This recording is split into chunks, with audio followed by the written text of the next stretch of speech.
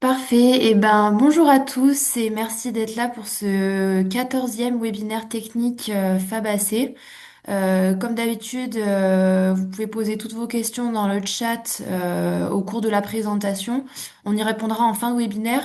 Et comme on a dit, on sera peut-être pas très nombreux aujourd'hui. Sinon, vous pourrez les poser à la fin directement de vive voix. Ça sera un peu plus convivial. Et puis voilà, le webinaire est enregistré et dans foulée, on vous donnera le replay ainsi que le support de présentation dans le centre de ressources.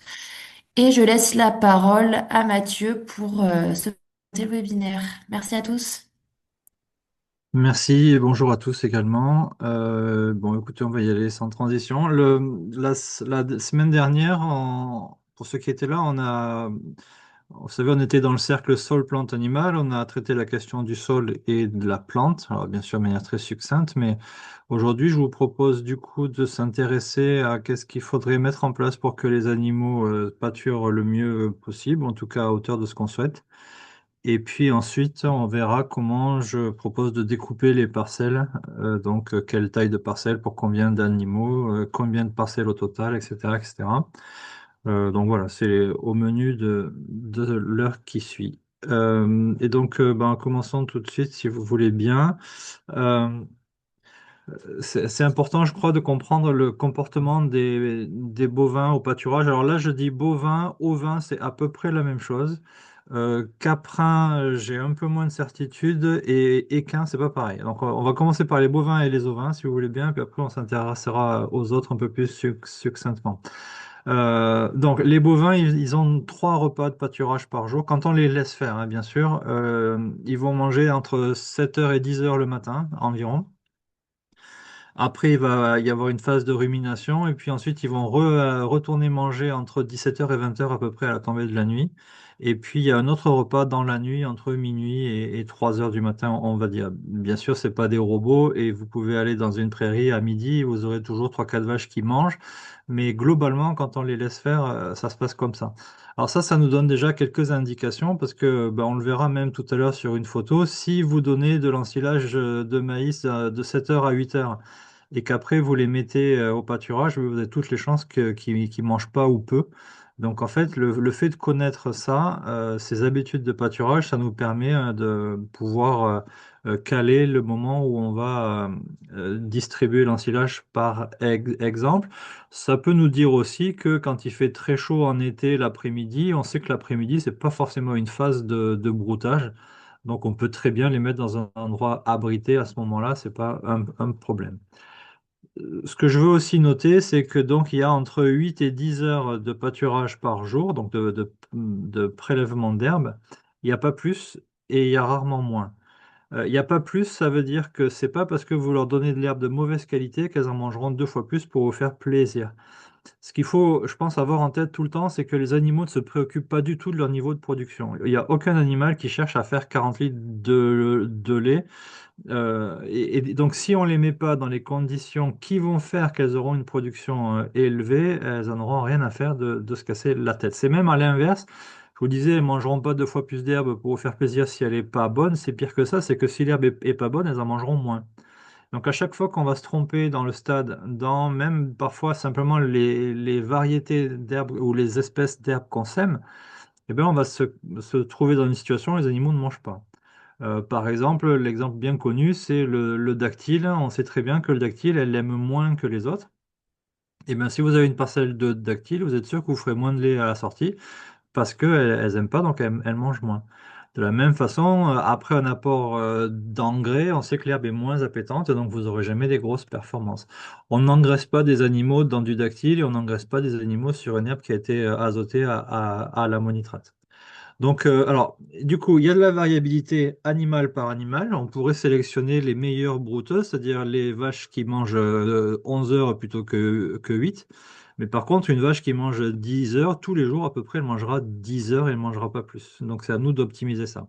Donc, je vous disais, alors les caprins, j'ai un peu moins de recul, mais de plus ça va et plus on se dit que les caprins, finalement, ils n'ont pas tellement à manger la tête par terre, parce qu'on a des gros problèmes de gestion de parasitisme. Les chèvres sont pas du tout immunisées, non, enfin, ont aucune immunité contre les strongs, les parasites. Et donc, il y a certainement des choses un peu à construire autour des élevages caprins avec des rotations plus longues, avec, en intégrant de la fauche, en intégrant des arbres, etc. Et c'est vrai que j'accompagne pas beaucoup d'éleveurs en caprin, donc je connais un peu moins leurs habitudes. Les chevaux, par contre, j'en accompagne pas beaucoup, mais je connais un peu plus.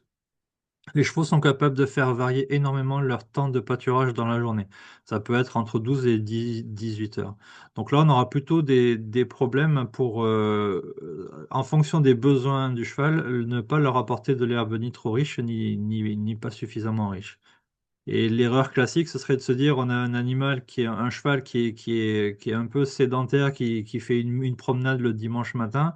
Lui, il faut surtout pas lui donner de l'herbe à trois feuilles parce qu'on va l'engraisser, voire lui amener de la fourbure, des choses comme ça. Donc là, on va plutôt rechercher un stade un peu plus avancé, par exemple autour des quatre feuilles. Après, des chevaux sportifs qui travaillent tous les jours, là, après, on peut passer sur du trois feuilles, même les juments avec des poulains également. Mais bon, globalement, voilà. C'est un petit peu différent, mais pour vaches et brebis, c'est comme ça que ça se passe. Et donc, on essaie d'optimiser toujours les plages de pâturage. On l'a un petit peu dit la dernière fois déjà, mais les animaux, alors là, pour le coup, quels qu'ils soient, ils vont systématiquement aller surpâturer ce qu'ils aiment avant de toucher à ce qu'ils n'aiment pas. Donc ça, on l'a un petit peu dit la dernière fois aussi, on a intérêt à avoir des paddocks les plus homogènes possibles. À la limite, que du bon ou que du mauvais à l'intérieur d'un paddock, mais jamais du bon et du mauvais, enfin du qu'ils aiment et du qu'ils n'aiment pas. Sinon, on est sûr qu'on va avoir un paddock complètement déséquilibré avec une partie complètement rasée, une partie qui va être refusée. Si on cherche à ce que la partie qu'ils n'aiment pas soit pâturée correctement, ça veut dire qu'ils vont vous peler complètement la partie qu'ils aiment. Et au tour d'après, eh ben, on a ce fameux processus. On aura de la petite herbe là où ça a été rasé, et puis plutôt de la grande herbe s'ils n'ont pas complètement tout rasé là où ils n'aiment pas. Et on va se retrouver avec une situation très difficile à gérer pour les tours suivants avec des refus, etc., etc. Ce que je voudrais bien vous mettre en tête, c'est que, alors désolé pour le son, on n'est pas obligé d'en avoir. Voilà, les vaches qui pâturent ici, elles font absolument pas du pâturage, elles font du bricolage. Je suis un peu dur, mais c'est vraiment caractéristique, quoi. Des animaux desquels on attend une production élevée, si on était en bâtiment à loge, on ne serait pas en train d'essayer de leur dire, bon, elles vont bien se débrouiller avec ce qu'il y a. Là, il faut qu'elles tirent sur toute leur bouche pour essayer de trouver 3 centimètres d'herbe. Là, on est sûr que la performance, elle va être faible. Et surtout, on l'a vu la dernière fois, je suis sûr que c'est la même parcelle, mais avec 10 ans d'écart. Ça, c'est un éleveur qui surpâture depuis 10 ans parce que c'est comme ça.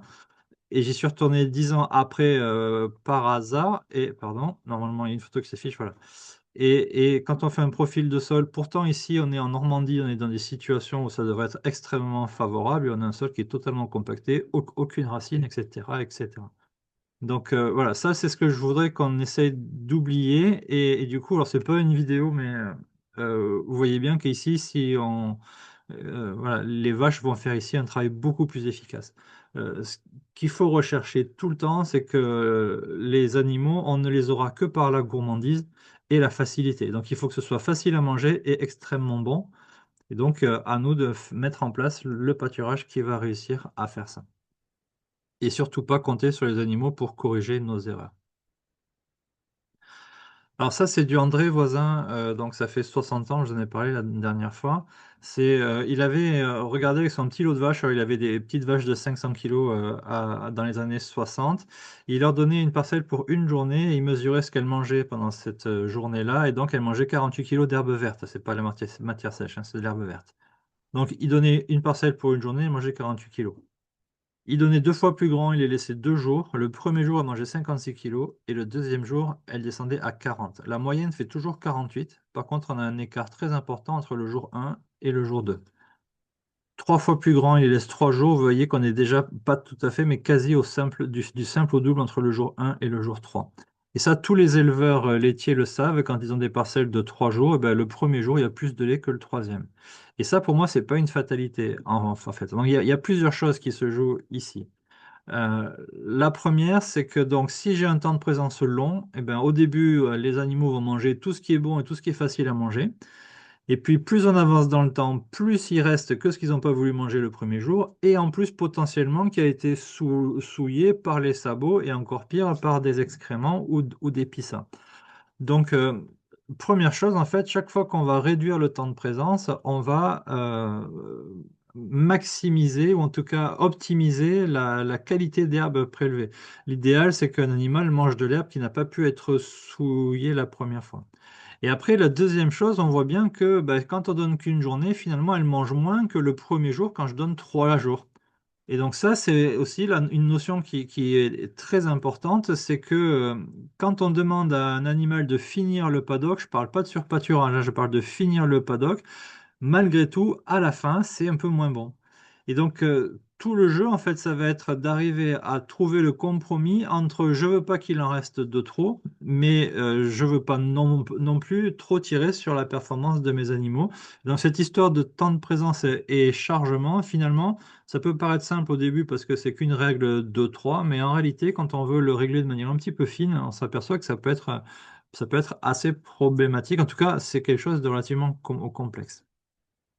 Et pour illustrer la complexité, désolé pour le graphique un peu chargé, ici en abscisse, vous avez le chargement, justement, donc le nombre d'animaux par unité de surface, hein, et en ordonnée, vous avez la production. Le trait en pointillé, c'est la production par animal, et le trait en plein, c'est la production par unité de surface.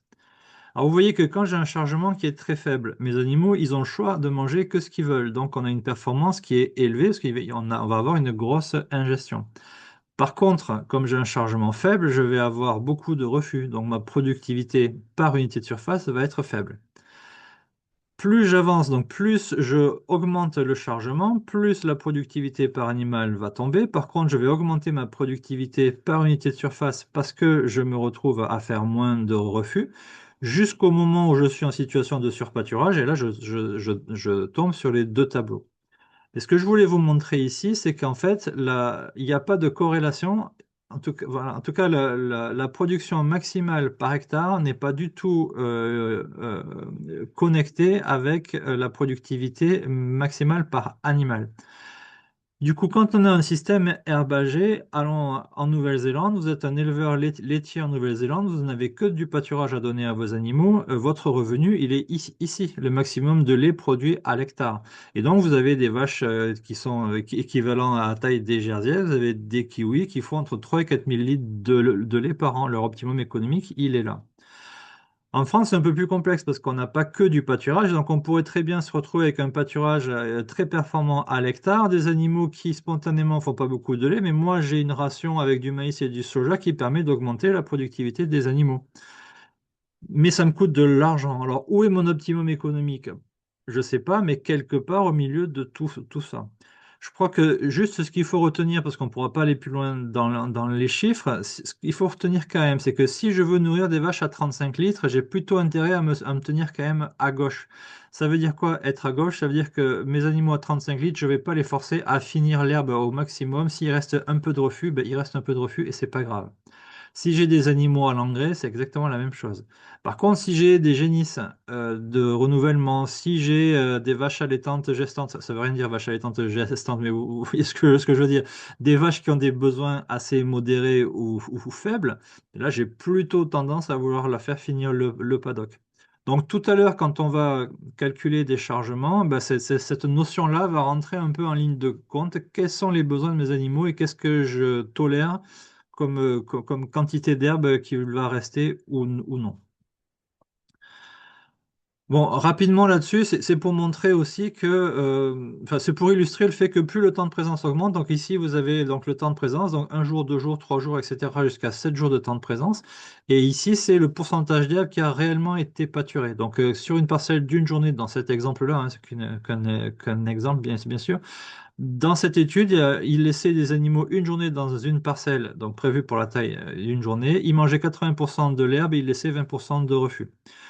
Plus j'augmente le temps de présence, plus l'herbe valorisée diminue. Je me retrouve au bout de 7 jours à avoir plus que 60% d'herbe valorisée et donc 40% d'herbe refusée, alors qui va nourrir le sol, mais ce n'est pas l'objectif. Donc vous avez perdu 20 points. 20 points, ça ne parle pas forcément comme ça, mais ça veut dire que si votre prairie, elle produit 5 tonnes de matière sèche, ben vous avez perdu 1 tonne de valorisation. Simplement parce que votre parcelle est trop grande. Et ça, c'est pareil, c'est que des choses qui se vérifient assez facilement sur le terrain parce que quand je fais des formations, je rencontre tout type d'éleveurs avec tout type de pratiques et donc des éleveurs à plus de 5, 6, même parfois c'est jusqu'à 15 jours par parcelle. Le simple fait de redécouper les parcelles, c'est-à-dire un enrouleur de fil et des piquets de clôture, parfois il faut gérer un peu l'abreuvement, il ne faut pas exagérer, ça peut être un peu plus pénible que ça, mais c'est pas non plus infaisable et rien que ça, ben, on gagne juste de la productivité en réalité. Voilà, et donc, bon, je ne vais pas trop plus loin là-dessus. Je voudrais revenir du coup sur un petit peu les problèmes de gestion qu'on va rencontrer, et notamment, vous avez beaucoup d'éleveurs qui vont se plaindre d'avoir des refus. C'est même assez fréquent de voir des éleveurs qui, après le passage des animaux, vont faucher des refus. Et moi, je pense que, en fait, si on a à faucher des refus, c'est que quelque part, on a dû faire une erreur. Et alors, je dis pas qu'on va jamais en faucher, mais il faudrait pas avoir envie d'en faucher plus d'une fois par an. Et si possible, le faire. On a dit qu'il fallait surtout pas rentrer le tracteur quand le sol était humide. Donc, le bon moment pour aller faucher les refus, c'est fin juin, début juillet, quoi. Si on a besoin de faire ça avant, c'est que probablement on a des choses à améliorer. Et donc, les premiers refus qu'on va constater, on a déjà un petit peu parlé, c'est les refus autour des bouses, ces fameux spots de bouses. Ces spots de bouses, pour moi, ils sont essentiellement créés par le surpâturage. Et donc, ça veut dire qu'il y a probablement un problème de chargement ou un problème de taille de parcelle ou un problème simplement d'un éleveur qui n'arrive pas à enlever ses animaux suffisamment tôt. On peut avoir des bouses qui restent présentes sur le sol assez longuement parce qu'elles ne se dégradent pas. Normalement, une bouse, elle tombe sur le sol, il y a des bestioles qui arrivent du sol, des vers, etc., qui viennent commencer à manger ça. Vous avez des insectes qui viennent de sur les côtés, des oiseaux qui viennent manger toutes ces bestioles-là et avec leurs pattes qui commencent à tout écarter. Et donc, assez rapidement, la bouse, elle doit se dégrader ou en tout cas être fortement amochée. Parfois, bah, si le sol il n'est pas actif, parce que on sort d'une série où on a fait beaucoup de maïs, de céréales, on a tout labouré plein de fois, et donc on a un sol qui est un peu, un peu fragile, on peut avoir des bouses qui se prolongent. La difficulté, c'est quand on a des bouses qui sont là quasi inchangées d'un tour sur l'autre, parce que là, ça crée des reflux qui vont être difficiles à gérer. Donc, à nous de remettre en place les conditions pour avoir un sol qui s'active. Soyez très vigilant avec les molécules de déparasitage parce que donc surtout les molécules à spectre large, en gros tout ce qui finit par in, ivermectine, sidectine et compagnie, tous ces produits-là, en fait, se retrouvent dans la bouse. Et donc, avec souvent des rémanences assez longues, hein, parfois, c'est 30-40 jours, tout ce qui s'approche de la bouse sera mort immédiatement ou dans quelques temps, mais ça meurt. Et donc, quand on a fait un traitement à l'antiparasitaire, il n'y a strictement aucune chance que les bouses elles se dégradent, et donc on peut avoir des problèmes de reflux juste parce qu'on a fait ce type de pratique-là. Ça évolue énormément. En 2010, il y avait peu de vétos qui étaient, en tout cas peu de vétos que moi je croisais, qui étaient sensibilisés à ces problèmes-là. Aujourd'hui, il y a eu beaucoup de chemins de fait et je pense que voilà, il suffit d'aller voir le veto, mettre en place un protocole un peu plus sérieux que déparasiter à tout va. Je n'ai pas le temps d'aborder le déparasitage ici, puis je suis pas veto pour le coup, mais voilà, je pense qu'il y a des choses à faire à ce niveau-là qui permettent de ne plus avoir ce genre de problème-là. Donc, ne pas faucher. Alors, du coup, bah, petite illustration. Ici, on aura des refus au prochain tour, ben, tout simplement parce qu'on a surpâturé et que les spots de bouse précédents, ils sont là et l'herbe n'a pas été mangée dans ces spots de bouse-là. Donc, on a créé le décalage et donc le tour d'après, ça va être le bazar. Après, on peut avoir du refus parce que l'herbe est non appétante ou gaspillée. Et là, globalement, c'est toujours un problème de taille ou de forme de paddock. Alors, moi, j'ai vu des paddocks coupés en deux, d'un côté pâturé, de l'autre côté non pâturé. Alors, il faut faire attention parce que si vous avez des éleveurs qui ont l'habitude jusqu'à aujourd'hui de raser un peu leur prairie, et ben, une fois que tout est rasé, on a l'impression que c'est homogène. Mais à partir du moment où on va laisser un peu plus le choix aux animaux, ben, vous allez voir que finalement, ils mangent pas tout de manière homogène. Ils mangent par étapes. Ils mangent d'abord là, puis là, puis là, puis là. Et quand on veut qu'il n'y ait pas de surpâturage, eh ben, finalement, il y a une grande partie de la parcelle qui peut ne pas être mangée. Donc ça, on le verra tout à l'heure, quelles sont les tailles et les formes de paddock qu'on ne fait pas. Je vous parlais du dactyle. Alors, il n'y a pas que lui, mais le dactyle, c'est quand même une plante très problématique en pâturage. Ça ne l'est pas du tout en fauche. Par contre, en pâturage, il est toujours mangé en dernier. Vous avez des fétuques aussi, des fétuques élevés à feuilles dures. Il y a plein de variétés de fétuques différentes. Quand on veut faire du pâturage, il faut vraiment choisir celle à feuilles souples. Et puis je vous disais, quand est-ce que vous apportez l'ensilage? Voilà, cette photo-là, elle m'a fait un peu sourire quand même. C'est un éleveur qui commence le pâturage parce que la conjoncture fait qu'il commence le pâturage, mais avec aucune confiance dans le pâturage.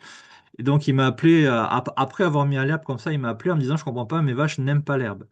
Et en fait, après petite discussion, en fait, ces vaches avaient été juste gavées de maïs avant de sortir au pâturage. Donc là, c'est 11 heures du matin quand j'ai fait la photo. Elles ont eu un paddock neuf le matin, elles sont couchées dans l'herbe, elles n'en ont pas mangé un seul brin.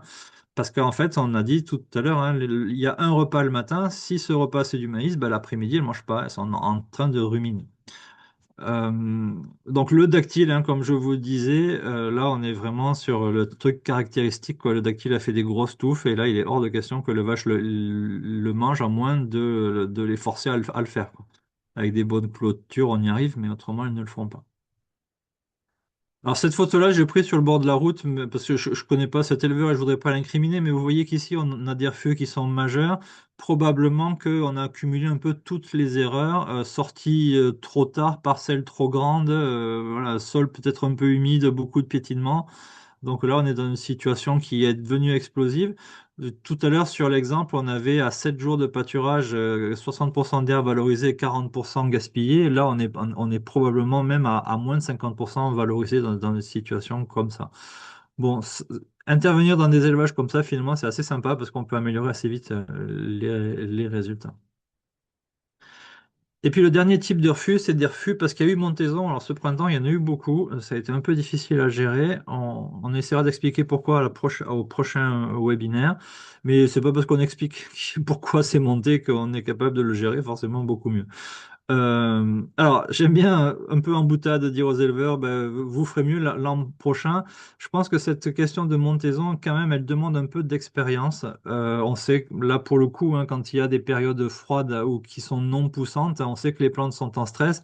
Et derrière cette phase-là, il va y avoir une montaison très rapide et quel que soit le stade. Et donc, il faut être capable de l'anticiper. Et donc, accumuler de l'expérience un peu sur ces situations-là, je pense que c'est pas mal pour un éleveur. Je ne pense pas qu'on puisse gérer une montaison un peu anarchique comme on a eu cette année, facilement dès la première année. Alors, le problème, on va le voir ici, là.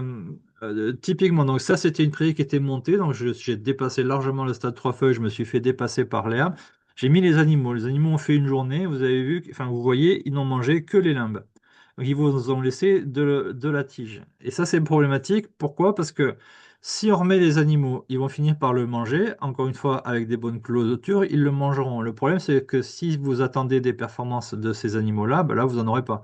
Si c'est des vaches laitières, là, vous avez perdu 30% de la production le soir même. Alors, on pourrait laisser. Le problème, c'est que, bon, pour être rapide, quand il y a une montaison, il n'y a que 50% d'étals qui montent environ. Et donc, il y a 50% d'étals qui sont encore au stade végétatif et qui sont un peu l'avenir de la prairie et qui, elles, vont pouvoir se relancer rapidement et fortement. Le problème, c'est qu'il leur faut de la lumière à ces plantes-là. Donc, on ne peut pas laisser ça comme ça. Et donc, l'idée, c'est que soit on vient faucher des refus. Donc là, ça pourrait être un exemple où il n'y aurait pas trop le choix. Donc, du coup, on se dit, pardon, première adaptation qu'on pourrait faire. Donc là, on avait une parcelle pour une journée et ça fait ça à la fin de la journée. Donc, il reste de l'herbe et de la mauvaise herbe. On aurait pu se dire, eh ben, on aurait pu couper la parcelle en deux pour mettre une plus grosse pression. Du coup, dans la même journée, les vaches auraient mangé des limbes et des tiges. Le rendu aurait été moins bon, mais moins catastrophique que si on fait jour 1 que des limbes, que des limbes, jour 2 que des tiges, où là, l'écart aurait été plus important. Donc, première adaptation qu'on pourrait envisager, par exemple, pour des vaches allaitantes qui ont des besoins quand même un petit peu moins élevés, on pourrait faire ça et on le verra d'ailleurs encore une fois au prochain webinaire parce que ça s'appelle désormais le pâturage régénératif. Alors, il ne faut pas s'arrêter sur le mot, mais faire pâturer de l'herbe haute avec donc des rotations longues et du stock sur pied, c'est tout à fait faisable pour des animaux à besoins limités et ça marche plutôt bien. Deuxième possibilité, donc je fais manger comme ça, je fauche les refus. Le problème de faucher les refus, là, c'est qu'il y en a beaucoup et vous risquez de faire des blocs d'herbe sur le sol qui risquent d'empêcher l'herbe qui est en dessous de repartir. Donc ça peut être problématique. Du coup, il faudrait faucher pour le ramasser. Alors là, du coup, c'est cramer du fuel pour pas grand-chose. Donc cette situation-là me convient pas beaucoup. Et la troisième option, du coup, c'est ce qu'on appelle le topping. Et il y a beaucoup d'éleveurs qui sont en train de faire ça en ce moment même. Le topping, c'est en fait, je fauche l'herbe pour que les vaches n'aient plus à la couper. C'est de l'affouragement en verre, mais directement dans la parcelle. Donc, c'est à réserver vraiment dans cette situation où je me suis fait dépasser par l'herbe. C'est pas pertinent de sauter les parcelles pour faire du fourrage. Il faut que je pâture cette parcelle-là pour pouvoir assurer mon tour. Et donc, je peux faire ça. Alors l'idée, c'est que l'herbe qui monte, elle est plus dure à couper. Et donc les animaux, ben, on l'a déjà un petit peu dit, il leur faut du facile à couper et de l'appétant, etc. Si vous leur donnez de l'herbe avec de la tige, c'est pas très bon et c'est dur à couper, vous êtes sûr que vous allez baisser la performance. Là, le fait de faucher à leur place, ben, ça fait qu'elles ont plus à couper, donc elles vont pouvoir le manger beaucoup plus facilement. Et donc on va augmenter un petit peu l'ingestion et avoir un rendu à la fin qui est relativement propre. Bon, c'est pas toujours aussi parfait que ça, mais en tout cas, ça marche très bien. Je conseille beaucoup ça dans les périodes compliquées. Il y a beaucoup d'éleveurs qui l'essayent et il y a peu d'éleveurs qui sont déçus. Souvent, les éleveurs sont déçus parce que ça marche pas très bien quand le temps est à la pluie ou à l'humidité. Ça marche très bien quand le temps est au soleil, comme en ce moment-là. J'ai plein de retours sur WhatsApp, les éleveurs sont contents. Donc à garder dans un coin de la tête. Alors il faut surtout pas faire ça systématiquement parce que c'est du fuel de cramer pour pas grand-chose. Mais pour passer ce cap un peu difficile, si mes animaux ont des besoins élevés, ça marche relativement bien. Je passe sur cette diapo. Ça, c'est le deuxième gros problème que les éleveurs ont à gérer sur leur parcelle, c'est le piétinement. Et là, il y a un truc un peu contre-intuitif pour le piétinement. En fait, on aurait tendance à vouloir donner des grandes parcelles pour éviter que ça piétine. Et en réalité, c'est tout l'inverse. Plus la parcelle est petite, moins ça piétine. Il y en a même, je travaille avec un technicien dans les Ardennes qui a eu des colliers GPS en essai. Et il s'est amusé à mesurer. Et sur ses vaches allaitantes, c'est des blondes d'Aquitaine, il avait donné une grande parcelle. Les vaches arrivaient à faire jusqu'à 10-11 km par jour. Il a redonné une petite parcelle, n'en faisait plus que 3. Donc on est quand même sur quelque chose d'extrêmement significatif. Donc en réalité, plus il y a un risque de piétinement, plus il faut faire des toutes petites parcelles. Et si l'éleveur est prêt à accepter beaucoup de contraintes, on peut descendre à 2, 3, 4 parcelles par jour pour arriver à passer ce cap-là. Bon, 2 parcelles par jour, c'est faisable. 3, 4, c'est rare, hein. Je pense qu'on ne peut pas demander ça à des éleveurs, sinon ils vont nous regarder bizarrement. Mais au moins 2 parcelles par jour, c'est quand même relativement satisfaisant. Et ça marche bien. Voilà. Après, il y a la notion de est-ce qu'on a le droit de faire ça quand même? Je pense que si on fait ça au printemps, vous allez voir que les éleveurs, au début, ça leur fait peur, et puis finalement, on ne perd pas beaucoup d'herbe. Si on le fait à l'automne ou sur des périodes où l'herbe est un peu moins dynamique, là, ça peut être un peu plus problématique. Et après, ben, on a vu que ce piétinement-là était quand même problématique pour la structure du sol, donc c'est peut-être des parcelles sur lesquelles j'ai envie d'essayer un sursemis d'avoine en septembre, par exemple, quand je l'ai un peu abîmé, etc. Bon, je ne peux pas rentrer plus dans les détails, mais vous comprenez un petit peu les principes. Si je suis obligé de faire ça, je le fais, mais j'essaie de réparer, je le fais avec le moins d'impact possible, etc., etc. Le point très important qui est l'abreuvement, l'idée c'est que un animal doit pouvoir aller boire sans déranger ses congénères. Ça, c'est absolument fondamental, parce que si vous faites un effet troupeau, et ben à ce moment-là, il y a soit des animaux qui boivent pas, soit qui mangent pas, soit les deux. Vous voyez ici alors c'est un peu sombre et la photo est peut-être pas magnifiquement prise, mais j'essaie de faire un schéma ici en haut à droite. Donc il y a les parcelles comme ça en montant, donc les parcelles, la parcelle de l'avant-veille, celle de la veille. Donc les vaches sont dans cette parcelle-là, il y a un couloir pour amener à l'abreuvoir. J'ai fait la photo vers midi. Vous voyez que toutes les vaches, enfin une grosse partie des vaches sont dans le couloir en train d'attendre leur tour pour aller boire. Alors, c'est une photo, si c'était une vidéo, ça bougerait pas non plus. Ce qui se passe en fait, c'est que vous avez des vaches dominantes, hein, qui sont tout autour de l'abreuvoir. Elles ont bu, tout va bien. Par contre, elles stagnent là et elles laissent passer personne. C'est pas qu'elles sont plus bêtes que les autres, c'est que c'est comme ça. Dans les troupeaux, ça se gère comme ça. Et il y a toutes les chances même que quand les dominantes, elles vont faire demi-tour pour remonter pâturer, elles amènent tout le monde avec elles. Et donc, il y a des animaux qui peuvent ne pas boire alors qu'ils étaient venus pour boire au départ. Donc ça, si on est en vache laitière, par exemple, où vous avez tous les animaux qui ont des besoins élevés, c'est à peu près impossible d'imaginer une grosse production avec des animaux comme ça. Il y a même des études qui montrent que des jeunes génisses, enfin des génisses qui viennent de véler, mais qui rentrent dans le troupeau, elles peuvent ne pas boire pendant 2 jusqu'à 3 jours des fois. Donc c'est extrêmement important de recaler ça. J'ai plein d'anecdotes si j'avais le temps. Mais très rapidement, des éleveurs qui gagnent 3, 4, 5 litres de lait juste parce qu'ils ont repositionné les abreuvoirs comme il faut dans les prairies. J'ai ces exemples-là et plusieurs fois. Et donc, il faut surtout pas négliger. Donc, l'idée, c'est d'avoir un point d'eau dans chaque parcelle. Alors, on peut faire un point d'eau pour plusieurs parcelles en les mettant juste à côté et en déplaçant un petit peu les fils. Il faut un point d'eau dans chaque parcelle, pas dans les angles, pas sous les fils de clôture, etc., etc. Il faut que l'accès soit facile, que l'eau soit propre, évidemment, qu'elle soit abondante. Une vache, ça boit 18 litres à la minute. Donc, s'il y a trois vaches qui viennent en même temps, il faut qu'il y ait un peu de réserve ou beaucoup de débit. Enfin, c'est des choses très basiques, beaucoup de bon sens, mais vous allez voir que sur le terrain, c'est pas toujours aussi bien fait que ça. Et c'est pourtant la première chose. J'aime bien dire que, pour me moquer parfois un peu, quand les éleveurs ils payent 2 à 3 000 euros par an pour se payer un nutritionniste, la première chose qu'il va regarder, c'est la qualité des abreuvoirs. Et c'est probablement la seule chose qu'il va faire de pertinent. Bon, j'exagère un peu. Mais vous voyez bien que c'est extrêmement prioritaire. Dans les bâtiments, les abreuvoirs, c'est un gros sujet. En pâturage, c'en est un tout autant. Et j'arrête là. Voilà, donc c'était encore une fois très rapide, mais je voulais qu'on garde un petit peu de temps pour essayer de comprendre un petit peu le principe des découpages de parcellaires. Donc, finalement, on a deux choses à régler. On a le chargement et le temps de présence, donc combien d'animaux je mets dans quelle parcelle et combien de temps je les laisse. Et après, je vais avoir à faire tourner mes animaux à la même vitesse que l'herbe pousse. C'est-à-dire que si l'herbe revient au stade de 2 feuilles et demie, 3 feuilles en 30 jours, je dois être capable de faire une rotation de 30 jours. Et si c'est 40, je dois faire 40. Et si c'est 20, je dois faire 20. Et donc, j'ai ces deux trucs à régler tout le temps en permanence. Combien je mets d'animaux par parcelle et combien j'ai de parcelles. C'est ça qu'on va essayer de voir un petit peu ensemble. Donc, l'idée, c'est de partir forcément d'un parcellaire lambda. Ici, vous avez un peu moins de 20 hectares et il y a 9 parcelles de tailles différentes. On pourrait imaginer faire un pâturage tournant dynamique dans ce parcellaire-là. Le problème, c'est qu'on aurait toujours besoin de modifier le temps de présence euh, en fonction de la taille des parcelles. Par exemple, ici, il faudrait faire 3 jours, ici un jour et demi, etc. Bon, pourquoi pas à la limite, on a vu que des temps de présence de plus d'une journée où on va le voir, mais pour des animaux qui ont des besoins élevés, ça peut être quand même problématique et on va perdre un petit peu en performance.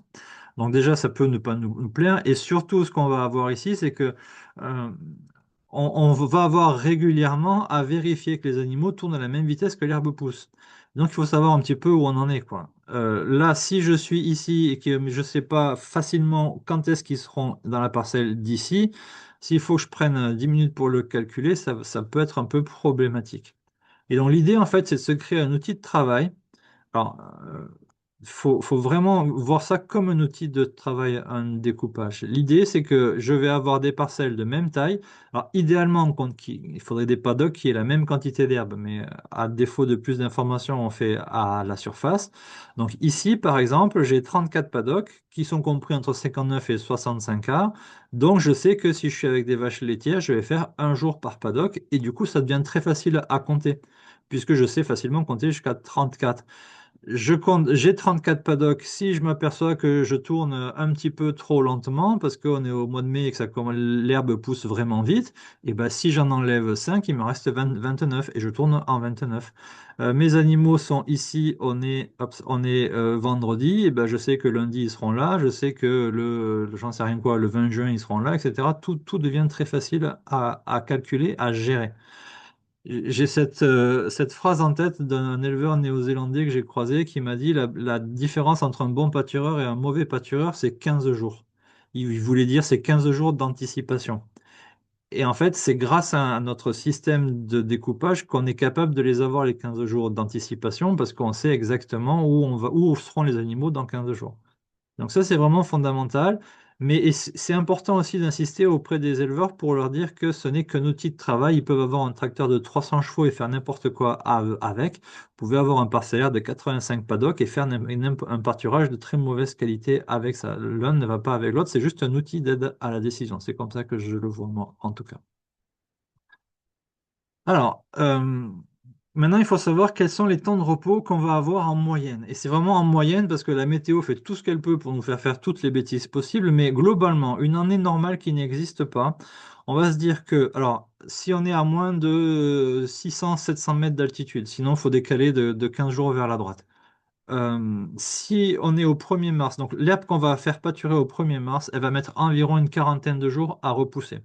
Donc quand je vais démarrer mon pâturage en saison au 1er mars, je sais que je vais devoir assumer une rotation de 40 jours. Ça, on le verra au prochain webinaire, mais c'est important de bien avoir ces notions-là en tête. Ensuite, au mois d'avril, alors le mois d'avril, c'est le mois qui fait le plus de bêtises. C'est-à-dire que normalement, c'est 30. Mais cette année, on a démarré à 20, on a fini à 40, et c'est pas la première fois que je vois ça. Et puis ça peut être, je commence à 40 et je finis à 20, enfin ça peut être n'importe quoi. Mais globalement, on va dire qu'avril, en moyenne, c'est plutôt 30. Le mois de mai, tout le pic de pouce, ben, en ce moment, là, on doit y être encore un petit peu. On va descendre entre 20 et 25 à peu près en général. Alors mon graphique met un peu moins de 20, mais c'est rare de voir des vitesses aussi rapides que ça. Le mois de juin, lui aussi, est un peu dépendant de la météo. Soit on reste à 20 jours à un moment, soit on va rapidement monter à 30, parce que dès que la température va monter, l'herbe va commencer à se freiner un petit peu. Juillet, août, bon, on va dire qu'en fonction des endroits, soit il n'y a rien, soit. Alors c'est pareil, même dans les régions très arrosées, on ne descendra jamais sous les 30 jours. Il faut compter plutôt entre 30 et 40, hein. Même quand ça reste vert et poussant, on ne peut pas imaginer avoir des rotations plus rapides que ça. Et à l'automne, ça descend rarement sous les 30 jours également. Et donc, on va se retrouver dans un mois de septembre favorable, septembre, même début octobre, autour de 30 jours. Et puis ensuite, ça va augmenter. Novembre, on sera plutôt à 40. Décembre, on est sur des régions. Les hivers sont pas trop froids. On va pouvoir rester entre 40 et 50 jours, quoi. Voilà, à peu près. Bon, tout ça pour dire que finalement, la rotation de 30 jours, vous voyez que c'est la rotation qu'on va, en saison de pâturage, c'est la rotation qu'on va avoir le plus souvent malgré tout. Avant le pic de pouce, après le pic de pouce, et une bonne partie de l'automne, ça va être autour des 30 jours. Je peux pas faire un découpage spécialement pour le pic de pouce parce qu'il n'y a que au mois de mai qu'on tourne en 20 jours, donc il faudra que je m'adapte.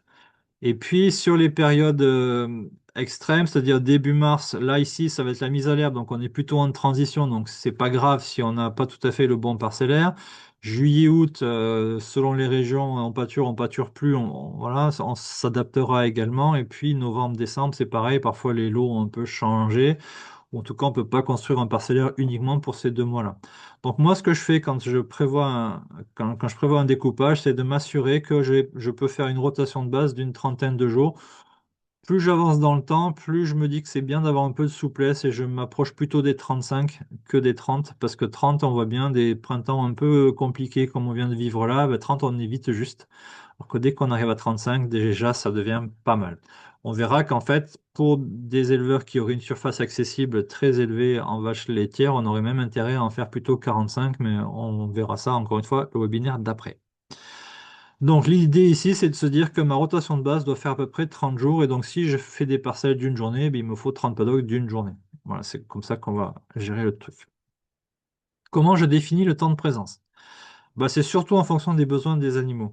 Si j'ai des vaches qui produisent plus de 28 kilos par jour, euh, et même bien au-delà, j'aurais dû dire au-delà de 30 quoi, environ, c'est des animaux qui vont pas pouvoir manger plus d'un tiers de leur ration au pâturage, sinon on n'arrivera pas à tenir le niveau de production. Et ce un tiers de ration, on va leur faire manger en 2-3 heures par jour seulement. Donc toutes les vaches hautes productrices, en gros, ça va être 3 heures par jour. Elles vont sortir après la traite le matin et à 11 heures, tout le monde est rentré. Donc c'est pour elle le temps de présence le plus court. C'est aussi très compatible avec les robots de travailler comme ça. Et souvent ça va ensemble. C'est pas tout le temps, mais en général c'est les éleveurs qui ont des robots cherchent plutôt la productivité sur leurs animaux. Donc on a des vaches hautes productrices avec un robot. On va faire 2-3 heures de pâturage par jour et ce sera très bien comme ça. Elles mangeront un tiers de leur ration à l'herbe. C'est très bien sur le plan économique. Les animaux, ça va très bien se passer, c'est facile à gérer, il n'y a pas de piétinement, etc., etc. Après, les animaux qui ont des besoins élevés, c'est-à-dire les vaches laitières qui vont être entre 20 et 26 kilos, quoi, et puis tous les animaux à l'engrais, etc., tous ceux qu'on attend quand même une performance. Et c'est important de dire que c'est aussi, ils tirent leur performance directement du pâturage. C'est-à-dire que la vache, elle pâture, elle fait du lait avec l'animal à l'engrais, il pâture, il fait du gras avec ça. Eux, c'est 24 heures. Et je ne déroge jamais à cette règle-là parce qu'au-delà, c'est pas bon. Et donc, les animaux qui pâturent pas directement, c'est en fait, par exemple, les veaux. Quand un couple mère-veau allaitant, c'est beaucoup la mère qui pâture et c'est le veau, lui, il boit le lait finalement. Il mange un peu d'herbe, mais c'est surtout le lait de la mère qui est important. Et donc là, du coup, c'est pas trop gênant d'avoir des parcelles un peu plus grandes, mettons 48 heures, parce que du coup, même si le deuxième jour, la mère, elle mange pas tout à fait aussi bien que le premier, ça peut ne pas se voir beaucoup sur le lait, et donc ça va pas pénaliser la croissance du veau. Donc je suis pas du tout gêné de faire des paddocks de 48 heures sur les vaches avec des veaux, les brebis et les agneaux, c'est la même chose, ça marche très bien comme ça. 72 heures si vraiment ce serait compliqué à découper, mais je fais rarement des paddocks de 3 jours parce que pour plein de raisons. Mais je ne fais pas des paddocks de juste que j'aime pas ça. Euh, et puis, alors oui, ce que j'ai pas dit, du coup, bah, les génisses de renouvellement, etc., qui ont des besoins faibles, alors on est même les génisses de renouvellement en vélage à 3 ans, c'est-à-dire vélage un peu tardif, on aurait même intérêt à les mettre en 3 jours plutôt qu'en un, sinon on va les engraisser et ça serait presque contre-productif de les mettre sur un régime un peu trop précis. Je détaille pas, mais les animaux en fin de gestation, pas de pâturage, en tout cas pas de pâturage de très bonne qualité, c'est tout à fait contre-indiqué. Alors, quelles sont les formes de paddock qu'on a le droit de faire et pas faire? On a dit qu'on voulait des trucs homogènes, et ben, des paddocks trop pointus. Comme les animaux pâturent toujours plus ou moins ensemble, ben, dans la pointe, là, le lot aura du mal à se déplacer. Et donc, on peut se retrouver avec des zones un peu refusées quand on a des angles un peu trop aigus. Alors, je vous donne pas un angle, mais c'est vraiment du bon sens, quoi. Faut pas des trucs trop pointus. Un peu pour les mêmes raisons, trop étroit. Alors, ça dépend vraiment de la taille du lot, hein. Si vous avez 200 vaches, il faudra faire plus de 25 mètres. Mais globalement, vous comprenez l'idée que si tous les animaux sont ici et saturent un peu l'espace, un animal dominé, il aura du mal à slalomer autour de ses congénères pour aller manger plus loin. Et donc, les déplacements globaux sont un peu moins bons quand les parcelles sont trop étroites. De la même façon, trop allongé, soit par fainéantise, soit parce que plus c'est long et plus vous avez des chances d'avoir de l'hétérogénéité dans le sol ou dans la flore, etc. Donc trop allongé, on n'aime pas trop. En gros, on préfère les carrés ou les ronds, mais pas les trucs trop allongés. Alors, si je vous dis ça, c'est pas de la théorie, c'est parce que les conneries, je les ai déjà faites. Ça vous a peut-être pas choqué tout à l'heure, ça, c'est le schéma que je vous ai montré tout à l'heure, mais voilà, tout ça, c'est des paddocks qui sont mal faits. Et ça se voit, vraiment, quoi. Maintenant, ça m'arrive de moins en moins. Et, il y a un moment que ça m'est pas arrivé, mais des jeunes techniciens qui démarrent, qui ratent des paddocks, ça arrive assez régulièrement. Et du coup, l'éleveur est jamais très content d'avoir à refaire ses clôtures. Donc, il vaut mieux essayer de faire attention. Les autres choses que je ne fais jamais, et ça c'est probablement la première chose que je regarde, c'est les pentes. Alors je parle de pente, mais un faux plat me suffit très largement. Il faut toujours séparer la zone haute de la zone basse. 9 fois sur 10, c'est la zone haute qui est préférée et la zone basse qui est refusée parce que souvent il y a plus de terre en bas, donc une herbe plus humide. Donc si elle pousse, l'herbe pousse avec plus d'eau, elle a moins de sucre en dilution et donc elle est moins appétante. Et donc toujours c'est le haut qui est mangé en premier. Alors ça peut être problématique cette histoire de zone haute parce que si l'abreuvoir est en bas, c'est-à-dire qu'il faut le monter au moins jusqu'à mi-pente pour abreuver les animaux. Donc ça c'est pénible, mais par contre c'est le truc qu'il faut regarder en premier et ça marche à tous les coups. Les zones hautes et les zones basses ne sont jamais mangées pareil. De la même façon, les versants différents. Si vous avez dans une même parcelle, vous avez une butte au milieu ou un creux, vous pouvez avoir des versants sud et des versants nord sur la même parcelle. Il est impossible que ce soit mangé correctement. Parce que si le soleil tape plus d'un côté que de l'autre, il n'y a plus de sucre. Et donc, s'il y a plus de sucre, elles le mangeront directement beaucoup mieux. Tout ce que vous allez pouvoir identifier comme zone humide, zone plus sèche, zone avec des cailloux, zone sans cailloux, zone drainée, pas drainée, zone semée en 2012, semée en 2013, elles vous trouveront la différence. Moi, j'utilise beaucoup les commentaires des éleveurs. Les éleveurs, vous allez dans une parcelle, je sais même pas comment ils font. Vous allez dans une parcelle avec un éleveur, il vous dit là c'est humide, là c'est sec, là il y a des trous, là il y a des machins. Et en fait, ils sont juste en train de vous expliquer où est-ce qu'il faut mettre les clôtures. Et donc, il faut juste les écouter. Et après, essayons d'avoir des abris naturels. Pensons que si au mois de juillet, il y a encore de l'herbe et qu'il fait 30 degrés, il faudra y mettre les animaux. Alors, si on peut, on essaie d'avoir des espaces arborés dans chacune des parcelles. Et sincèrement, il y a plein de fois où on ne peut pas. Et donc, il faudra trouver une autre façon de faire. Et peut-être la seule façon de faire, c'est de se dire que l'après-midi, les animaux ne mangent pas. Et donc, ils peuvent retourner au bâtiment ou dans une zone plus abritée pendant ces moments-là. Voilà. Donc rapidement, si j'avais à découper cette parcelle en deux, donc on voit qu'il y a de la pente, donc on ne se pose pas la question. Si on doit couper en deux, c'est comme ça obligatoirement. Hors de question de découper dans l'autre sens. Couper un carré en trois, c'est jamais pratique, mais l'idée ici, ce serait de faire un T, et peut-être que ce serait cette façon-là la meilleure. Garder la partie haute ensemble et après séparer la partie basse. Alors le T pourrait être dans l'autre sens.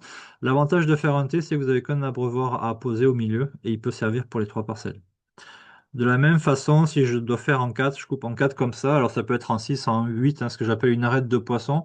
Alors pour les vaches allaitantes, c'est pas mal parce que ça permet de sortir à peu près par le même endroit là où on est rentré. On aurait pu imaginer faire des bandes horizontales, faire 4 bandes horizontales. On aurait eu un rapport largeur-longueur qui serait peut-être pas si génial que ça, mais ça aurait pu passer. Ça aurait nécessité de mettre plus d'abreuvoirs et surtout, bah, les animaux, ils auraient fini leur parcelle, ils étaient tout en haut, ça aurait été plus difficile de les faire redescendre. Donc j'aime bien faire des trucs comme ça et je trouve que ça marche relativement bien.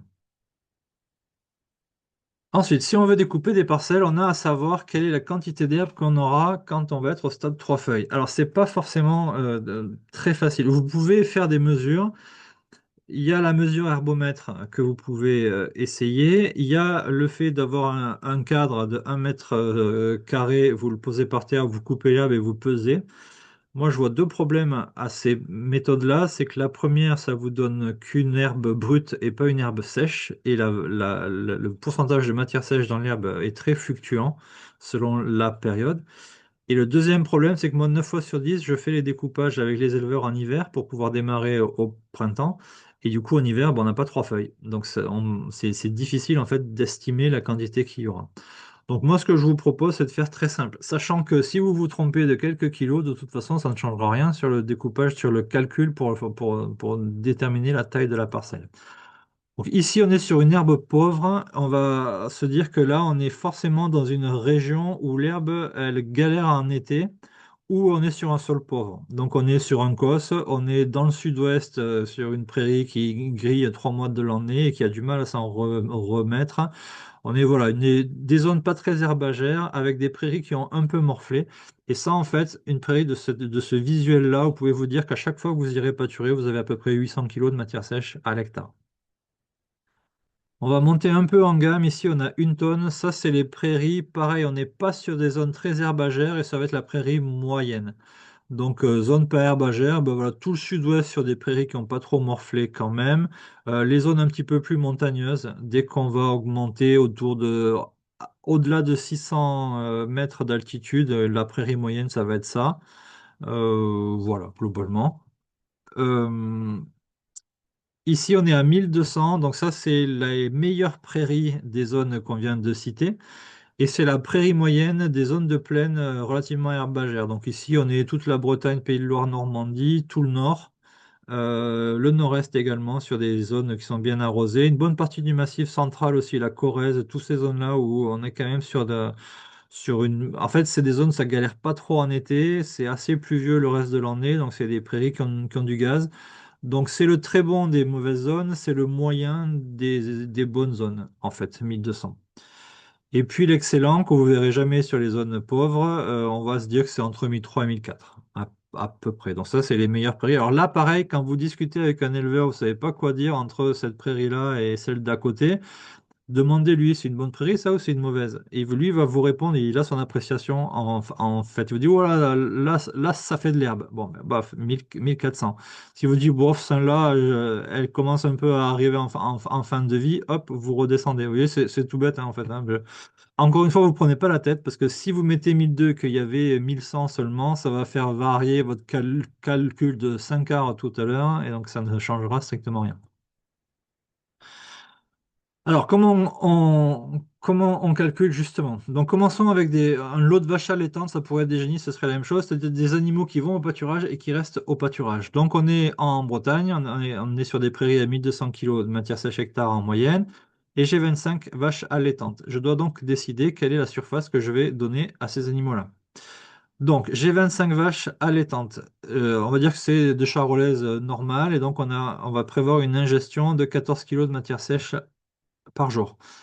Les vaches allaitantes, on va faire varier entre 12 les petites aubrac jusqu'à 14-15 les grosses charolaises. Et puis si elles ont un veau, on va rajouter 1 ou 2 kilos pour le veau.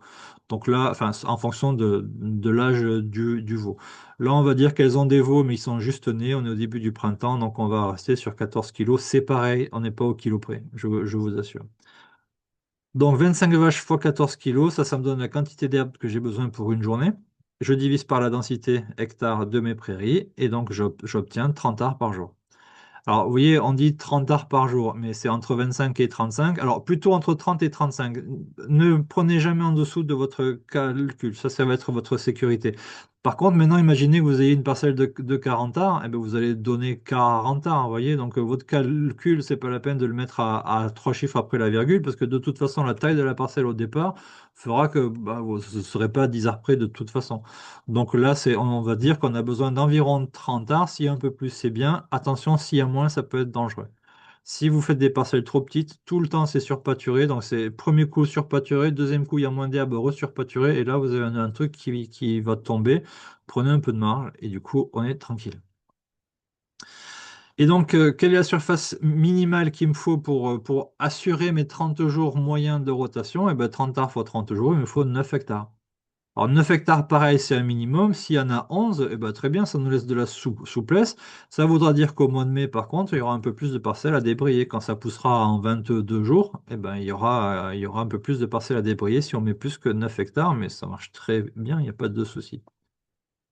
Comme je suis sur des vaches allaitantes, j'ai le choix à faire un jour de temps de présence, auquel cas je ferai 30 paddocks de 30 arts, ou alors, et c'est plus raisonnable probablement, je peux faire des paddocks de 60 arts pour 2 jours, et ça marche très bien. Et je me retrouve avec un truc comme ça. Alors, c'est un découpage parmi tant d'autres. Je voulais montrer que c'est pas forcément très compliqué à découper un parcellaire. Ici, il y a déjà 4 parcelles nativement. Il suffit de les couper. Alors, ici, couper en deux, c'est un fil et un enrouleur et des piquets, ça prend 5 minutes. Ici, ça prend donc 10, là 5. Il y a l'abreuvoir à gérer, bien sûr, mais sur la clôture, c'est pas un problème. Ici, elle était un peu plus compliquée, celle-ci. Il y a un peu de pente à la zone haute et la zone basse. Là, c'était plus humide, donc il fallait à tout prix arriver à découper à peu près bien. Bon, c'est pas fait magistralement parce qu'il y a longtemps que j'ai fait ça, mais en tout cas, voilà, c'est juste pour montrer que ça peut être relativement simple, malgré tout, un découpage en vache allaitante.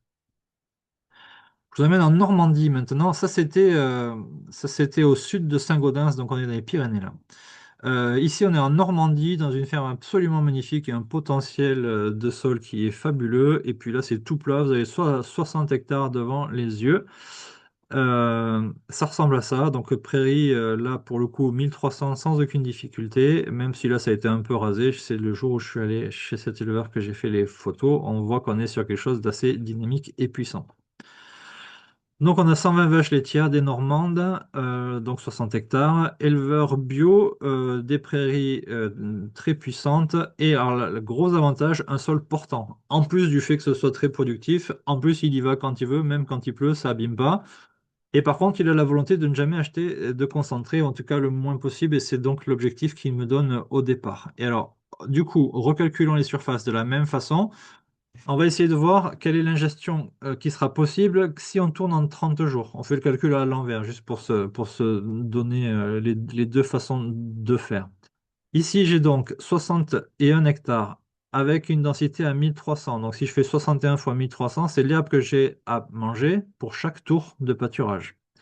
Je divise par 30 jours ma rotation de base et je divise par 120 vaches et je me retrouve avec 22 kilos de matière sèche par vache et par jour disponible quand ça pousse en 30 jours. 22, c'est plus que les vaches sont capables d'ingérer. Alors les vaches laitières, je les mets à 20 kilos de matière sèche. Je sais qu'elles ne les mangent pas, mais si je mets 20, je sais qu'elles auront une ingestion suffisamment bonne pour avoir une performance élevée. Donc je mets 20, mais là du coup il y a 22, donc on est quand même bien, on est très très large, et donc il ne s'agirait pas de faire des paddocks aussi grands que ça, sinon il y aurait trop de refus. Donc ça veut dire que je suis en ingestion maxi, je suis en surface accessible illimitée. Donc, ce que je peux faire ici, je vais bon, calculer ce qu'elles peuvent manger au pic de pouce, ça n'a pas trop d'intérêt, je passe. On va plutôt, voilà, c'est la ligne du fond, pardon, ma diapo n'est pas dans le bon ordre. Il nous faut calculer la surface dont on aura besoin pour chaque paddock. Donc, ça, c'est le même calcul que tout à l'heure. 120 vaches qui mangent 20 kg de matière sèche, divisé par 1,3 tonne, je me retrouve à devoir faire des paddocks d'1,84 hectare et d'en faire au moins 30. Ici, on va en faire 30 et on va avoir un système. Alors, je peux vous montrer, voilà, ça fait ça. En vert, c'est les chemins, en rouge, c'est les clôtures. Euh, du coup, là, on a un truc qui est génial parce qu'on a un éleveur qui ne veut pas acheter de concentré et qui a des sols qui portent. Alors, avec 30 paddocks, vous pouvez parfaitement faire 30 jours de rotation. Les vaches ne mangent que de l'herbe pâturée. Vous pouvez faire 60 jours de rotation, par exemple en été, si ça ralentit un peu. Vous donnez un tiers de la ration au bâtiment, de l'ensilage, et les deux tiers, vous les laissez. Vous mettez un fil pour partager votre paddock en deux, et plutôt que de faire une journée, vous en faites deux. Et ça vous fait une rotation de 60 jours. Et alors, si vous faites ça en découpant en trois, donc fil avant, lundi matin, elles ont un tiers de la parcelle, mardi, elles ont les deux tiers, et mercredi, elles ont toute la parcelle. C'est pas gênant parce que ça ne dépasse pas les 3 jours, mais ça peut être aussi très pertinent de se dire, bah, si je fais ça en hiver, j'ai 90 jours de rotation. Les animaux mangent un tiers d'herbe pâturée qu'on va qualifier de haute qualité, un tiers de la ration au pâturage et les deux tiers de la ration au bâtiment. En fait, mon herbe là se transforme en soja quasiment. C'est pas tout à fait aussi bon, d'accord, mais par rapport à donner que de l'ensilage de qualité moyenne, le fait de rapporter de l'herbe pâturée va augmenter fortement, enfin fortement, va augmenter significativement la production. Donc ça, c'était un système. Alors, c'est pas facile de faire ça tout le temps. Là, on a un super parcellaire, c'est portant, etc., etc. Mais voilà une adaptation relativement facile qui permet de maintenir un tiers de la ration au pâturage en hiver. Donc, c'était un exemple que je voulais vous montrer, ce que je trouvais assez sympa. Un autre exemple sur des vaches hautes productrices, dont je vous disais tout à l'heure, que si j'ai des vaches à 35 litres, je ne vais pas dépasser 7 kilos d'ingestion. Parce que sinon on n'arrivera pas à tenir les 35 litres. Alors, moi, je serais plutôt d'avis à baisser la production, mais vous pouvez avoir des éleveurs qui vous disent, moi, les 35 litres, c'est pas discutable, c'est comme ça. Auquel cas, on va être sur un tiers de la ration ingérée à l'herbe seulement. Et on a vu tout à l'heure que un tiers de la ration, ça peut se manger en 2 ou 3 heures, entre 2 et 3 heures. Donc, si j'ai 63 vaches comme ça, quelle va être ma surface nécessaire? Ben, 63 vaches qui mangent 7 kilos de matière sèche, divisé par, là on va dire qu'on a des prairies à 1,2 tonne, et ben j'ai besoin de 36 arts par jour. Donc 36 arts pour nourrir 63 vaches à hauteur de 7 kilos de matière sèche par jour. Donc ici, je peux, pareil, faire des paddocks de 36 arts, ça peut être problématique. Donc je peux faire des paddocks de 1 hectare 10 avec une conduite au fil avant, comme je disais tout à l'heure. Donc voilà, donc en marron foncé épais les chemins et puis les paddocks comme ça. Et donc l'idée c'est de faire des fils avant. Donc pareil, lundi je donne un tiers, mardi les deux tiers et mercredi je donne toute la parcelle. Et le jeudi je change de parcelle, je donne qu'un tiers, etc. Ça permet d'avoir un peu moins de clôture à faire. Donc là on est vraiment dans des éleveurs avec des vaches à 35 litres qui ont beaucoup de maïs à semer, qui ont beaucoup de récoltes à faire sur les ensilages et compagnie et compagnie. On peut pas leur mettre en place un pâturage extrêmement compliqué avec 30 paddocks de 30 arts. Je crois que c'est plus simple de faire comme ça. Vous allez rencontrer tous les cas de figure, mais voilà, dans cet exemple-là, c'était l'approche qu'on a retenue. Donc, la particularité par rapport à tout à l'heure, on avait des vaches qui restaient le plus souvent 24 heures dans la parcelle, qui revenaient que pour la traite. Ici, elles arrivent donc le matin juste après la traite, admettons qu'elles arrivent à 8 heures, et elles ont jusqu'à 11 heures pour manger. Entre-temps, s'il y en a une qui veut revenir à 9h30, on ne l'empêche pas de revenir. Mais à 11 heures, toutes celles qui sont encore là, elles doivent obligatoirement revenir au bâtiment. Et c'est terminé pour la journée pour le pâturage. Ça, c'est très efficace. Ça assure encore un autre truc. C'est que grâce à ça, vous aurez strictement jamais de surpâturage. C'est là qu'on voit que les animaux, vraiment, ils détestent surpâturer. C'est que quand elles ont le choix de revenir au bâtiment, elles vont manger le meilleur de l'herbe, juste la partie qui est leur partie et elles vont rentrer au bâtiment. Et donc, on a un pâturage qui est parfait, des animaux qui ont une très grosse ingestion et une repousse qui va être très bonne, etc., etc. Si on était joueur, on pourrait imaginer refaire un autre repas à 17 heures. Ça voudrait dire que de 17 à 20 heures, on reviendrait. Là, on pourrait pousser certainement à 10-12 kilos de matière sèche ingérée, certainement sans. Alors, je dis certainement parce que j'ai qu'un éleveur en tête qui fait ça. Et pour lui, il maintient des vaches à 35 litres avec cette façon de faire là. Mais comme ce n'est qu'une seule répétition, je préfère être un peu prudent, mais je ne vois pas ce qui nous bloquerait en fait à augmenter encore le pâturage. Euh, et là, vous avez des vaches à 35 litres qui mangent plus de la moitié de leur ration au pâturage, je vous assure que c'est jackpot, quoi. Ça marche vraiment bien, mais c'est contraignant. Il faut régulièrement amener les animaux, aller les rechercher, etc., etc.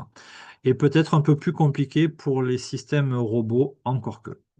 Le problème des robots, c'est quand les stalles sont saturés. Si vous avez soit 65 vaches par stall et que l'éleveur n'accepte pas de baisser en nombre de traites, là, ça peut être un peu compliqué. Mais globalement, on arrive toujours à trouver une solution. Voilà, donc j'ai terminé pour cette présentation. Je voudrais du coup revenir avec vous sur les leviers que vous cherchez à faire bouger. Et donc j'ai regardé dans votre liste, optimiser les quantités de concentré. Je pense qu'ici on est en plein dedans, hein. La recherche, c'est avoir des animaux qui pâturent beaucoup et de l'herbe de top qualité. Et chaque fois qu'on y arrive, eh ben, on n'a pas besoin de concentré. L'herbe, alors je vous ai pas montré, mais je vous avais dit déjà la dernière fois, on a 800 analyses d'herbe au stade 3 feuilles et on est quand c'est vraiment le stade entre 2,5 et 3 feuilles, on est à 1 UF et 110 PDI. On est sur une herbe qui est vraiment une très bonne qualité. La difficulté, c'est vraiment l'ingestion et pas la qualité de l'herbe. Donc, remplacer la fauche d'une prairie par du pâturage exclusif, bah là, on est tout à fait là-dessus, hein. Encore une fois, l'idée, c'est de pâturer au maximum et avec le plus de précision possible. Mise en place du pâturage hivernal pour économiser du fourrage. Donc, je vous ai montré un exemple un peu particulier dans lequel on avait pu faire ça en vache laitière. Ça, on le verra surtout la prochaine fois sur le pâturage régénératif, où l'idée, en fait, c'est ben, à l'automne, je ne mange pas toute l'herbe qu'il y a parce que j'ai un chargement un peu en dessous de la capacité de mes prairies. Et tout le stock que j'ai pas pu manger à l'automne, je vais pouvoir venir le manger en hiver. Alors, c'est pas trop. À voir d'ailleurs. En général, c'est pas trop apprécié par les éleveurs laitiers parce qu'on peut pas produire beaucoup de lait en faisant ça, mais ça peut convenir à certains quand même. Par contre, en vache allaitante, ça peut être tout à fait pertinent de faire ça. Optimiser le chargement au pâturage en passant de 50 arts par UGB au printemps à 35 pour récolter plus de fourrage. Alors ça, en fait, c'est naturel. Il est hors de question d'avoir trop de surface pour les animaux parce qu'on va perdre la qualité de l'herbe directement. L'idée, c'est que les animaux doivent pâturer à la même vitesse que l'herbe pousse. Donc, si l'herbe pousse vite, il faut limiter la quantité de surface pour obligatoirement manger l'herbe au bon stade. Donc ça, c'est des choses qui se font naturellement en pâturage tournant dynamique. Et puis passage d'un système maïs à un système herbagé en élevage laitier. Alors moi, j'aime pas trop opposer les deux systèmes, mais chaque fois qu'on sera bon sur le pâturage, on incitera les gens à se poser la question de la place du maïs sur leur ferme. C'est toujours dans ce sens-là que ça a fonctionné pour moi en tout cas. Euh, Chaque fois qu'on a des éleveurs qui deviennent extrêmement bons dans leur système de pâturage, le maïs est remis en question. Abandonner, je suis pas sûr que ce soit pertinent. Par contre, diminuer, ça, c'est sûr que oui. Donc voilà, je pense qu'on est vraiment au cœur de ce sujet-là. Voilà, et je vous remercie pour votre attention et je suis bien évidemment à votre disposition pour répondre à vos questions si vous en avez. Je vais essayer de départager si j'arrive, mais j'en suis pas sûr. Parfait, merci beaucoup Mathieu. Voilà. On n'a pas de questions dans le chat. Comme on n'est pas nombreux, n'hésitez pas à poser directement vos questions. Pour ceux qui n'étaient pas là au premier webinaire, Mathieu peut intervenir, faire des formations auprès de vos groupes dans toute la France. Donc, pas voilà, à lui poser des questions ou à le solliciter si vous avez des besoins auprès de vos groupes. Et peut-être en attendant qu'on ait des questions, je vais aussi lancer le sondage euh, en fin de webinaire. Voilà, ça pourra aider à construire le troisième et dernier webinaire de la série des webinaires techniques de Mathieu, si j'arrive à le lancer.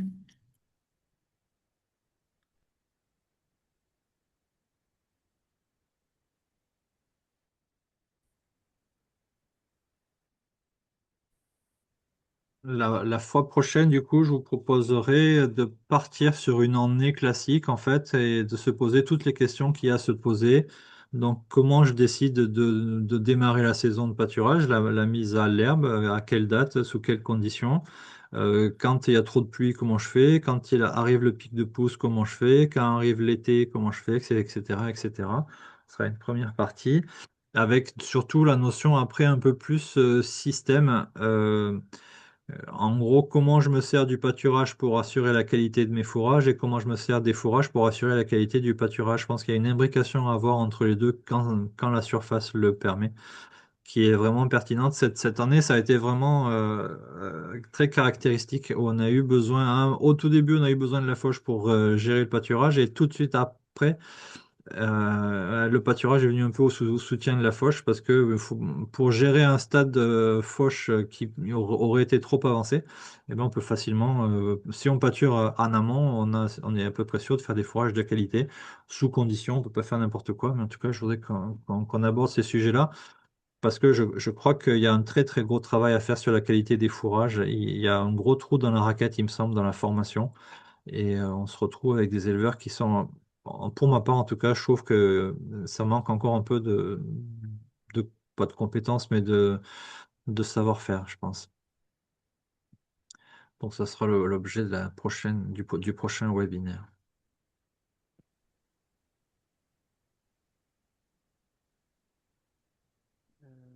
Ouais, excusez-moi, ouais, c'est Olivier Lagirma en Bretagne.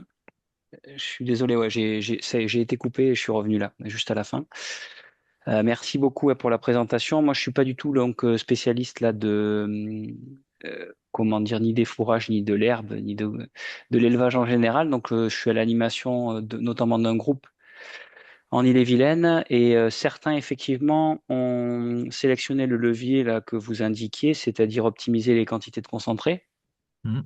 Donc moi, dans mon esprit de néophyte, je me suis dit ben c'est simplement ben diminuer un petit peu les concentrés que peuvent être, j'imagine, du soja, des choses comme ça, ou parce que quelque part ils vont pas servir à produire plus, donc c'est du gaspillage. Mais Mhm. j'entends qu'en fait c'est plus que ça en fait, ou ça c'est plus large que ça, et ça veut dire qu'on peut intégrer une réflexion autour du pâturage. Euh, Ouais. donc ma question c'est un peu, je suis un peu maladroit pour poser ma question parce que je connais pas encore assez bien les systèmes des éleveurs laitiers. En l'occurrence, là, c'est des laitiers. Il y Mhm. en a six en bovin lait. Je ne connais pas assez les systèmes pour poser la question précisément, mais qu'est-ce qu'on pourrait envisager qu'est-ce que je peux faire moi déjà pour commencer à classer peut-être ces éleveurs-là? Parce que peut-être que chez certains, c'est pas la peine d'aller les embêter avec du pâturage, parce que c'est peut-être qu'ils vont me dire qu'ils en ont rien à faire. Mhm. Ou est-ce que non, au contraire, on peut poser la question même à ceux qui en ont rien à faire, on peut quand même aller les chatouiller. Voilà, c'est un peu comment moi, qu'est-ce que tu me conseilles de faire pour voir s'ils ont un appétit là-dessus, ou est-ce qu'on peut leur proposer quelque chose en première intention, quoi. Moi, je pense qu'aller chatouiller un éleveur qui n'a pas envie d'entendre parler du pâturage, c'est gaspiller son énergie. Et puis, quelque part, on n'a pas à jeter la pierre à un éleveur qui n'a pas envie de pâturer. Donc, pour moi, il y a deux leviers. L'éleveur qui veut pas pâturer, il fait quand même des fourrages. Et entre un fourrage réussi et un fourrage raté, il y a 30% de concentrés qui sont en jeu, quoi, grosso modo. D'accord. Et de la même façon, si vous avez un mauvais ensilage d'herbe, vous êtes content d'avoir du maïs. Si vous avez un bon ensilage d'herbe, le maïs, vous êtes content, mais il n'est pas du tout prioritaire du coup. Il est juste un complément de l'herbe. C'est un complément énergétique, alors que sinon, c'est votre fourrage principal. Donc je pense que tout ce travail autour de la qualité de l'herbe, elle est universelle à tous les éleveurs, et même ceux qui pâturent pas, et ils ont tout à fait intérêt à être extrêmement précis là-dessus. Et ensuite, sur ceux qui pâturent, c'est de leur dire, voilà, quelle est la qualité de l'herbe que vous pâturez, sachant que l'herbe, elle passe à son optimum, elle y reste à peu près une semaine. Et donc, si votre rotation, vous vous trompez d'une semaine, vous arrivez trop tôt ou trop tard, ben, vous vous exposez à avoir une baisse de productivité des prairies ou une baisse de production des animaux. Et donc, il y a ce niveau de précision à avoir. Et les leviers Mhm. activés ou les repères, hein, ça va être les quantités de concentré par millilitre, quoi, par exemple, et faire des comparaisons. Ah oui, d'accord. Quand tu dis une semaine au pâturage, c'est le stade entre deux et trois feuilles. C'est-à-dire le stade entre deux et trois feuilles, ça dure à peu près une semaine. Ouais, entre 2,5 et 3 feuilles, ouais. Et après, tu vas Entre considérer, deux alors, et je sais demi. pas si tu es à l'aise avec les UF, mais en gros, tu perds 0,02 UF par jour. Donc, t'es à 1, le lendemain, tu es à 0,98, le surlendemain, tu es à 0,96, et donc, tu vois, ça va très vite, quoi. Ok. Oui, c'est clair. Donc ça veut dire que oui, c'est des sujets que moi je peux évoquer avec eux, ceux qui ont sélectionné ce levier-là, et voir après les modalités éventuellement pour. Ouais. Comme ils De sont pas toute, nombreux, je me rends pas compte en fait. Ouais, de je me toute rends pas façon, compte. alors, on part pas du principe qu'ils soient mauvais, hein. Peut-être qu'ils sont déjà très bons et c'est très bien comme Ouais, ça, mais globalement, pour moi, pour diminuer les concentrés, c'est la qualité de l'herbe, qu'elle soit fourrage ou pâturage, qui fera la différence. ok.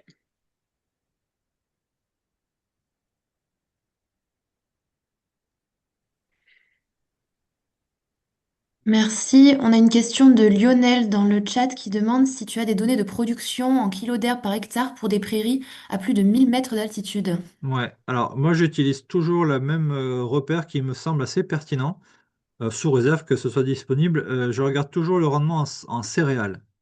Et en fait, tu fais le rendement céréales grain plus paille et tu vas te retrouver à l'objectif que tu cherches à atteindre sur les prairies. Et il n'est pas si difficile que ça à atteindre. Donc admettons, tu es à plus de 1000 mètres, donc tu es à 40 quintaux de céréales, donc 4 tonnes de grains, tu rajoutes 4-5 tonnes de paille, tu es autour de 8-9 tonnes. Voilà. Voilà, c'est probablement ce que tu vas. C'est le plafond, quoi, hein. On va dire 9-10 tonnes. Allez, on va dire 9 pour être tranquille. Entre 8 et 9 dans ces zones-là, ça va être le plafond, mais c'est atteignable, vraiment. Après, ça dépend, parce que 1000 mètres d'altitude, tu peux. Alors, il y a des hivers froids, c'est à peu près sûr, mais tu peux avoir des étés arrosés. Et auquel cas, tu peux dépasser complètement ça. Des Euh, printemps aussi arrosés. hein? Des printemps aussi arrosés.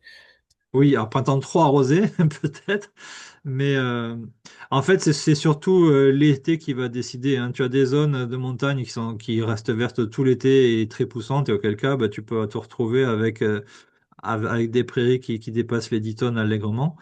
Quand c'est froid en hiver et sec en été, le meilleur conseil à faire, c'est de dire aux gens de déménager, quoi.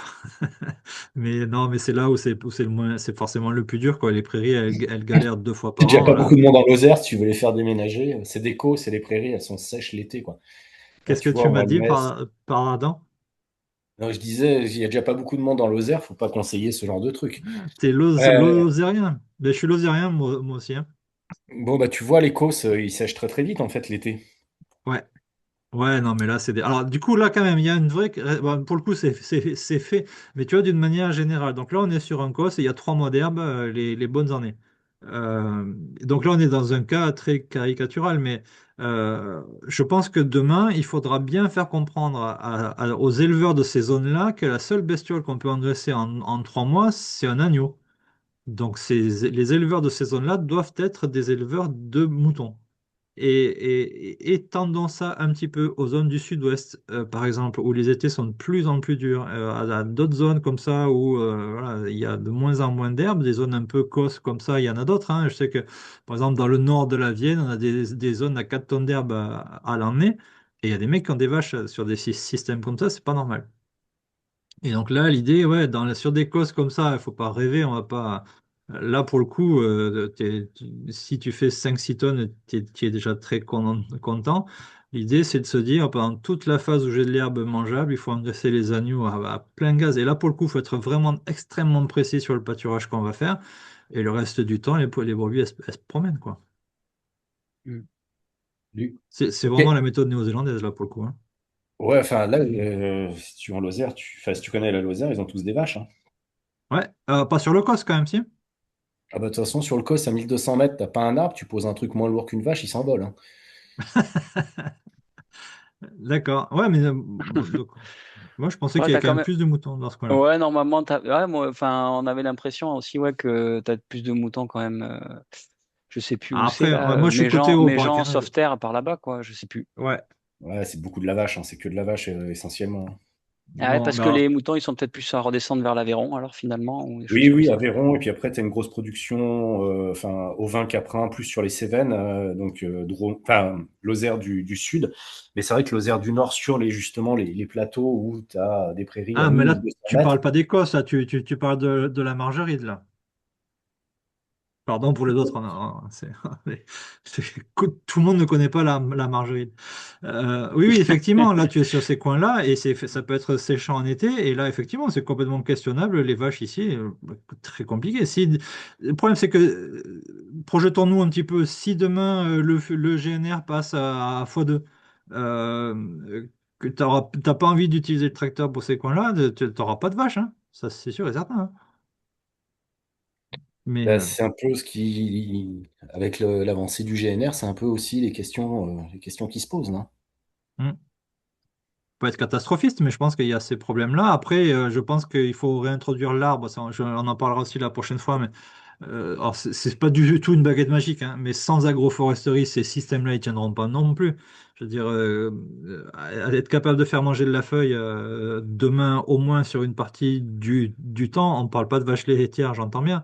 Mais ces systèmes-là, il faudra retourner à la feuille. J'ai croisé un éleveur en Aveyron l'autre jour qui m'a dit ça dans la présentation du tour de table en formation. Il me dit, ben, j'ai 63 aubrac, un truc comme ça. Et j'ai 1000 trognes de frêne sur ma ferme. Et donc, tous les ans, je passe 2 mois, mes vaches ne mangent que de la feuille. Et il m'explique ça comme si c'était normal, quoi. C'était pas exceptionnel pour lui. Ça fait 40 ans qu'il fait ça. Mm. Mais c'est questionnable quand même, quoi. Il y a 60 ans, tout le monde faisait ça. Alors, plus difficilement, des petits troupeaux, machin. Mais je crois que ça, c'est un levier pour ces élevages-là. Oui, Facile oui, à dire. c'est ça. Enfin, effectivement, ça peut être un levier d'avoir des aides, enfin, de protéger aussi un peu tout ça, quoi. Je crois, ouais.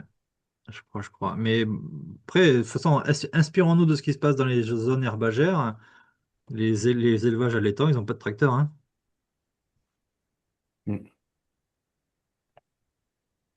Ouais, Mais bon, oui. bon, enfin, il ne faut pas être trop catastrophiste. Mais après, tu vois, je dis, c'est pareil, là, effectivement, sud de Lozère, tu as des brebis, mais plutôt des laitières. Et c'est pareil. Et eux, il faut pas leur donner de l'herbe sèche, hein, si tu veux faire du lait, les lacones. C'est encore pire, les lacones, parce qu'en fait, c'est des animaux. Je sais pas si c'est vraiment l'animal ou l'éleveur, mais quand il pleut, il faut pas les sortir. Quand il fait du vent, il faut pas les sortir. Quand c'est un peu humide, il faut pas les sortir non plus. Et du coup, c'est compliqué parce que gérer un pâturage, quand tu pâtures un jour sur trois, dans des périodes un peu compliquées en météo, on se fait dépasser par l'herbe. Enfin, c'est très difficile à gérer, quoi. Il faudrait avoir des brebis et des vaches en même temps. Ok. Bon, voilà. Moi, Bah, j'avais juste une question pour voir si ça peut être une piste par rapport à ton, comment dire, ta logique où tu fais des calculs par rapport à un rendement de céréales pour estimer un rendement d'herbe. C'est ça, en fait, que j'ai Ouais, compris. ouais. Est-ce qu'on pourrait l'utiliser pour demander à des éleveurs, effectivement, s'ils sont de manière récurrente nuls, ils se qualifient comme nuls au niveau des rendements céréaliers. Ça veut dire que peut-être est-ce que ça veut dire que le rendement herbagé serait nul aussi? Enfin, c'est la parcelle qui ne permet pas Non, non, il de faut. faire pousser quoi que ce soit, ou est-ce que justement, Alors, bon, si l'éleveur il est nul, faut trouver, faut lui demander, mais tu as bien un voisin qui est super fort en céréales. Le voisin le plus bourrin du monde, hein, qui met 200 unités d'azote, enfin, pas un bio, quoi, hein. Il prend son voisin et qui a des hmm, terres à peu près comme les siennes, et il dit voilà, combien il fait ton voisin qui est bon, et ça te donne le potentiel. Après, si cette parcelle-là est particulièrement dégradée ou mauvaise, on réajuste. Mais en moyenne, moi, ça me donne une idée un peu sur la région, quoi. Mais après, chez toi, tu m'as parlé Bretagne, t'as pas tellement à discuter. Moyenne 1002, les très bonnes parcelles 1003, 1004, hein, donc 1350, ouais. et les mauvaises parcelles 1000. Et puis, te casse pas la tête. Là, j'ai aucun doute. En Lozère, c'est plus dur. En Lozère, c'est 1000 les moyennes plutôt bonnes. oui, c'est 1000 les moyennes plutôt bonnes. On est même bien en dessous. Enfin, sur certains endroits, on est vraiment en dessous, quoi. Et voilà, et donc les mauvaises qui sont pléthores, t'en as, elles sont entre 7 et 800. Ouais. Ben oui. Et avec la difficulté qu'on verra un petit peu tout à l'heure, du coup, si tu, enfin tout à l'heure, au prochain webinaire, si tu es là, fais-moi penser à te rappeler, la mise à l'herbe est plus compliquée du coup. Parce qu'il y a 3 semaines de décalage, sauf que la maturité de la plante, elle reste la même. Et du coup, tu démarres dans une situation où l'herbe est déjà quasiment en train de monter. Donc, maintenir la qualité sur ces zones-là, c'est compliqué. Je penserai à Mais, te le rappeler, effectivement. mm, mm. Mais oui, ok.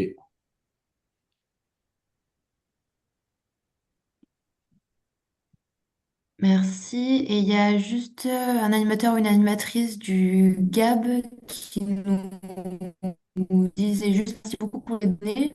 Elle parlait, il ou elle parlait plutôt en art par UGB pour estimer les besoins en surface par lot d'animaux. Mais je vois que ça correspond à une prairie de 1200 kilos de matière sèche par hectare. Les repères correspondent donc. Ouais, alors, bah, du coup, moi, c'est vrai que j'ai pas pris l'habitude de parler à NAR par UGB. Ça me parle, je préfère parler comme ça, mais il faut surtout pas s'affoler. C'est que des calculs, hein. Il y a rien de magique, rien de nouveau.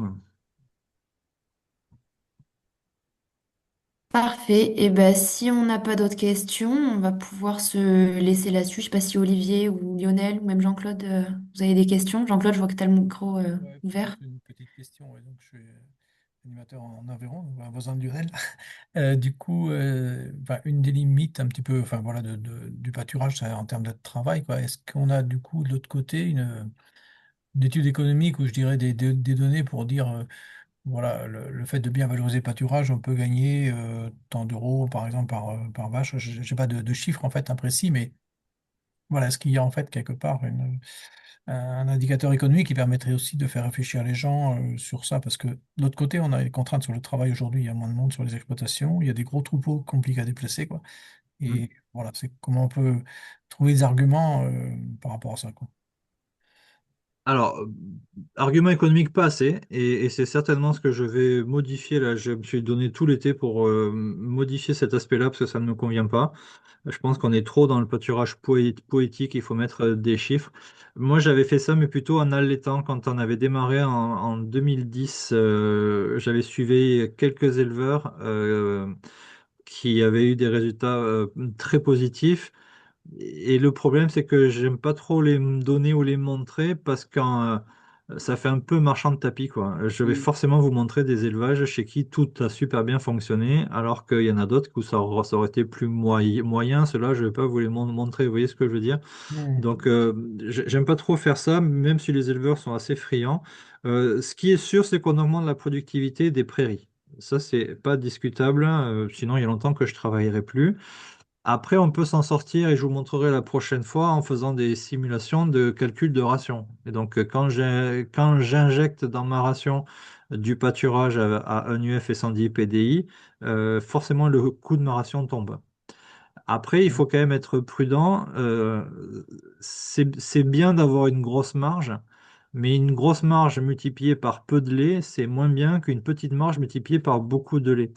Donc c'est là où il faut être très prudent, c'est que le maïs, ça nécessite d'acheter des concentrés, donc ça fait des petites marges. Mais si ça fait produire, si vous faites 18 tonnes de maïs et que vous nourrissez 3 vaches à l'hectare, ou si vous faites de l'herbe et vous en nourrissez que 2, et ben peut-être qu'il faut continuer de faire du maïs. Et donc il faut prendre en compte tous ces éléments-là pour être capable de prendre la bonne décision. Ça, j'ai pas de réponse chiffrée claire à vous donner. Ce que je voudrais qu'on soit d'accord, c'est que si vous faites 18 tonnes de maïs et 6 tonnes d'herbe, il y a un gros problème sur la gestion de l'herbe. Et donc moi, mon objectif, c'est de toute façon, il y a de l'herbe partout. Il faut que cette productivité de l'herbe, elle augmente. Moi, je ne suis pas en premier lieu à dire diminuer le maïs. Ça, c'est les éleveurs qui le font eux-mêmes. Mais au départ, l'idée, c'est tu fais 6 tonnes d'herbe, c'est pas normal. On va passer au moins à 10. Et en fait, plus on arrive à faire cracher les prairies, plus on réduit l'écart entre le maïs et l'herbe, plus l'herbe devient intéressante. Mais vous avez raison, spontanément, c'est pas nécessairement favorable. L'herbe n'est pas nécessairement favorable. Il faut avoir tout ce travail de fait. C'est pareil, on dit qu'on pâture de l'herbe à 1 UF et 110 PDI. Cette année, il y a eu une météo compliquée et il y a un paquet d'éleveurs qui n'ont pas réussi à maintenir la qualité de leur herbe. Donc, il faut accepter que l'herbe, elle est finalement un peu moins bonne et donc il y a un peu moins de lait à ce moment-là. Donc, tout ça, en fait, c'est à prendre en compte. Et Voilà, j'ai pas de. Ce que je peux vous dire, c'est qu'on augmente la productivité de la prairie. Mm. Sur le temps de travail, c'est vrai que les éleveurs qui pâturent déjà, ça leur change rien. Une fois qu'ils ont posé des clôtures supplémentaires au début de l'année, ben, il y a toujours les animaux à amener et à ramener du bâtiment pour la traite. Mais que vous les ameniez toujours dans la même parcelle ou dans une parcelle différente, le boulot sera le même. Donc ça ne change pas. Par contre, c'est vrai que c'est une vraie contrainte pour les éleveurs qui n'ont pas l'habitude de pâturer. S'il y a zéro clôture chez eux, les chemins pas faits, etc., c'est une grosse contrainte. Et là, effectivement, il faut argumenter. Et donc, on peut passer par le coût de la ration. Et je vous ferai des simulations la semaine prochaine, si vous voulez. Bon. Ouais, puis je me dis, enfin, je réagis, on peut discuter, je sais pas, 2 minutes, Mais bien mais sûr, oui. je réagis juste à ce que tu dis. C'est sûr que non seulement marchand de tapis, mais en plus, tu es tellement dépendant de la personne. Je veux dire que si tu dis que tu as une semaine pour pas te louper quelque part et pour optimiser eh ben, ton herbe pâturée, ça veut dire que c'est dépendant de beaucoup de l'humain, quoi. Et de sa réactivité, de est-ce qu'il est débordé, est-ce qu'il enfin, il y a plein de choses, quoi. Est-ce qu'il a envie? Est-ce que donc tu peux pas annoncer de chiffres en fait parce que Ouais, c'est difficile. Après, et ouais. puis tu as un autre problème aussi, c'est qu'il faut extrêmement contextualiser la situation que tu étudies. Parce qu'effectivement, le mec qui est en Lozère, si tu lui dis regardez en Bretagne, ça a marché, bon, c'est très caricatural, mais évidemment que c'est pas la même chose, quoi. D'ailleurs, je me le fais reprocher tellement de fois, parce que quand j'ai beaucoup de photos, vous avez vu, qui sont plutôt typées Pays de Loire, Bretagne, dans les prairies que je montre, et donc quand je vais en Lozère ou équivalent et que je leur montre des photos comme ça, je me fais allumer, parce que, je dis, ouais, mais chez nous, c'est pas comme ça. Ce qui est normal. Mais bon, voilà.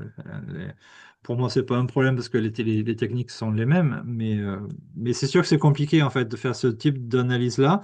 Mais Mm. c'est pas, enfin, il faut pas taper en touche. Je pense que c'est une erreur malgré tout. En ce moment, je suis dans une phase de biblio où je regarde beaucoup ce qui est fait aux États-Unis en ce moment. Et donc, les pays anglo-saxons, ils ne regardent que ça en fait, que le fric. Et je me rends compte à quel point on est nul. Et que c'est mauvais parce qu'effectivement, c'est des arguments de vente. Et puis deux, je crois que c'est aussi une histoire de sérieux, quoi. Tu peux pas dire le pâturage, c'est forcément bien. Je crois qu'il faut s'améliorer là-dessus. Euh, et notamment, il y a des repères que je trouve intéressants. C'est Jim Gerish qui dit si les charges opérationnelles dépassent 50% du produit, il ne faut pas chercher à augmenter le produit, il faut chercher à baisser les charges opérationnelles. Et ben nous, je pense que tous nos éleveurs, ils ont des charges opérationnelles qui dépassent 50% du produit. Et donc, C'est clair. on a tout ce travail-là à faire. En fait, ça veut dire que chaque fois que je dépense un, je dois gagner deux. Ça, c'est très anglo-saxon, cette façon de voir les choses, mais je pense qu'en injecter un petit peu chez nous, ça aurait beaucoup de vertus, je pense. Mais sans avoir comme tu dis, une vision comme aux États-Unis où effectivement tout est rentabilité, mais avoir une vision quand même économique, c'est un peu le nerf de la guerre entre le prix de la mécanisation, du GNR. Enfin, il y a un moment donné, il faut parler argent Ouais, et rentabilité et combien effectivement, quels sont les coûts des rations, quels coûts on peut gagner, ce que se demandait un peu Jean-Claude, quoi. Combien ouais, ça je suis peut d'accord. rapporter en euros par UGB? C'est con comme question, mais quelque part, c'est un peu le Non, nerf de la guerre, quoi. mais en fait, moi, je suis rentré dans le pâturage en me disant, voilà, là, c'est passionnant et là, il y a vraiment un levier pour faire avancer les éleveurs. Et en fait, on est resté sur ce principe un peu poétique, le pâturage, c'est bien. Et je me rends compte qu'on a formé les 5-10% des éleveurs herbagers qui étaient déjà sensibilisés, on est dans l'entre-soi, et qu'on n'arrive pas à déplafonner allez, même 5%, je pense on est là. Mais si on veut passer à 30% des éleveurs qui ont une vraie démarche herbagère, on ne les convaincra pas en leur disant que ça va améliorer la biodiversité, s'ils en ont rien à cirer.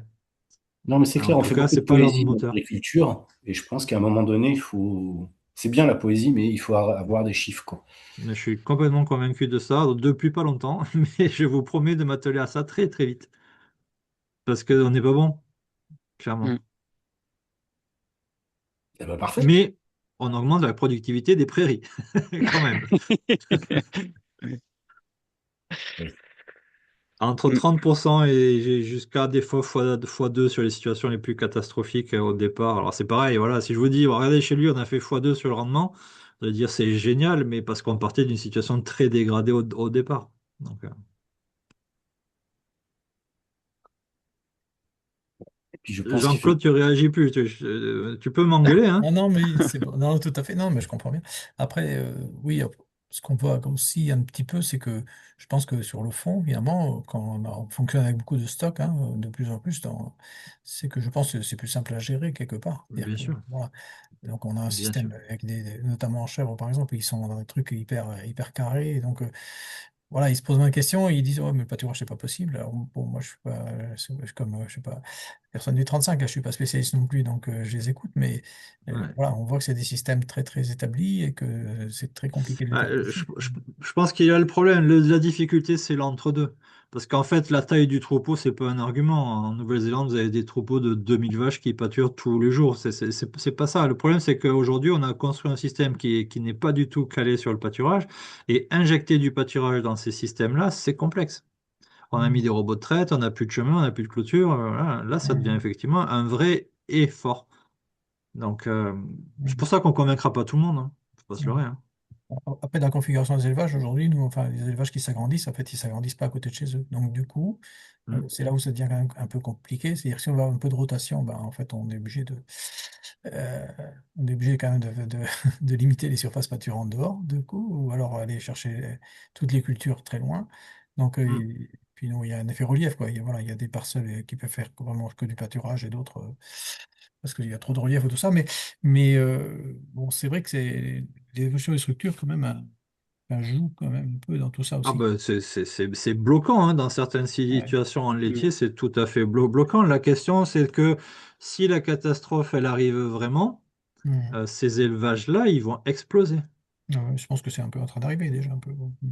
Mais bon, là, je veux pas être trop Ouais. pessimiste, mais moi, je pense qu'on va prendre le mur et même on accélérera sur la fin. Et je pense que ces élevages-là, ils n'ont pas d'avenir dans ces conditions-là. Hmm.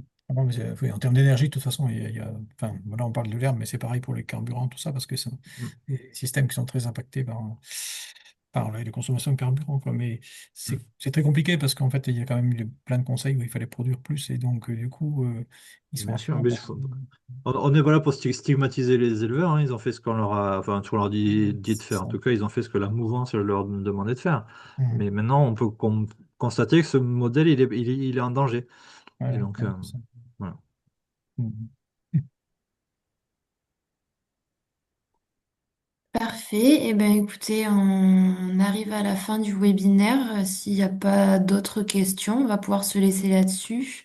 Et le prochain webinaire, pour clôturer cette série, aura lieu la semaine prochaine, le jeudi 11 Jeudi. de Ouais, midi à 13h30. c'est ça. Ah oui, Voilà. ça sera le dernier sur la série comment système fourrager, pâturage, quoi. Le dernier avec Ouais, moi, tout ça à c'est fait. sûr. Après, Ok, ok. Bon, mais Après, ça Olivier, marche. s'il y a d'autres besoins émergents sur des sujets, voilà, on pourra éventuellement solliciter Mathieu pour un autre webinaire si jamais il y a des questions persistantes ou des thématiques qu'on n'a pas abordées. N'hésitez pas, voilà, à vous m'envoyer un mail ou à l'équipe de FEV et on pourra proposer d'autres webinaires après. Là, c'était un cycle, juste parce que je débarque un peu, moi, Mathieu, là, c'est ta première intervention, là? C'est en deux euh, interventions ou il y a trois? c'était en 3 et là on a fait la deuxième. Ah, c'est ça, La, donc il pro- faudra que je rattrape, je suis un mauvais élève, il faudra que je rattrape la précédente, ok. la première, on parlait surtout de la structure du sol, du maintien de la matière organique, et puis justement à quel stade je pâture les plantes, à quel stade je m'arrête pour pas surpâturer, etc. Ok, bah top. Merci Mathieu. Avec plaisir, merci à vous de Merci à Merci votre Agathe. tous. Ouais, écoute. merci à tous, ouais. Bon Merci, bonne week-end journée. à Merci. tous. Hmm. Au revoir. Au revoir.